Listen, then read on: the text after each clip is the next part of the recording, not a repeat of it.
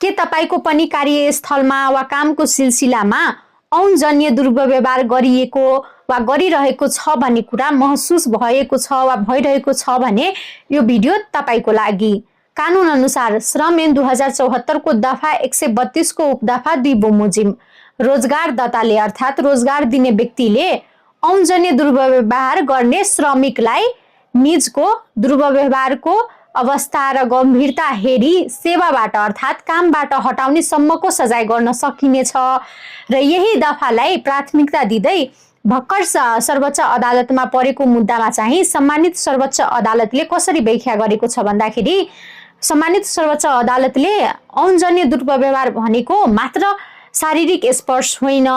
त्यो चाहिँ कुनै पनि महिलाको शरीरको अङ्गबारे गरिने अश्लील टिप्पणी, मौखिक टिप्पणी वा औनजन्य इशाराहरू पनि कानुन रूपमा सजाय योग्य अपराध हुन् भन्ने कुरा चाहिँ व्याख्या गरेको छ। मात्र होइन, उच्च तहमा बसेका कर्मचारीले मातहतका अर्थात आफूभन्दा तल्लो तहका कर्मचारी अर्थात महिला कर्मचारीमाथि गरिने औनजन्य दुर्व्यवहार आफैमा अत्यन्त गम्भीर प्रकृतिको कसुर हो र यस्तो अवस्था आउँदा पनि किन महिला कर्मचारीले उजुरी गर्दैन भनेपछि त्यहाँ डिफ्रेन्ट कन्डिसनहरू हुन सकिनेछ। जस्तै पावर इम्ब्यालेन्स भएको ठाउँमा महिलाहरू जागिर जाने वा प्रतिशोधको डरले उजुरी गर्न डराउँछन् र त्यस कारणले गर्दाखेरि सम्मानित सर्वोच्च अदालतले कसरी व्याख्या गरेको छ भन्दाखेरि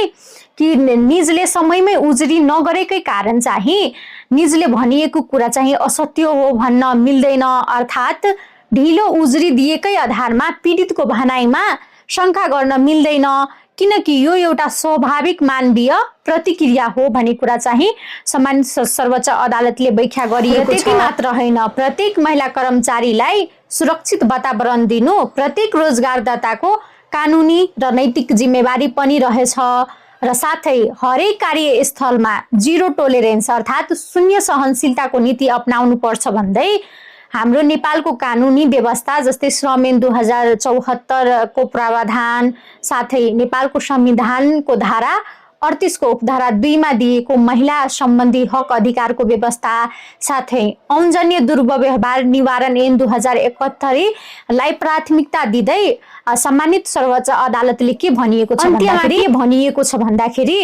पीडितलाई न्याय दिनु र सुरक्षित कार्यस्थल गर्नु राज्य र न्यायपालिका दुवैको दायित्व हो,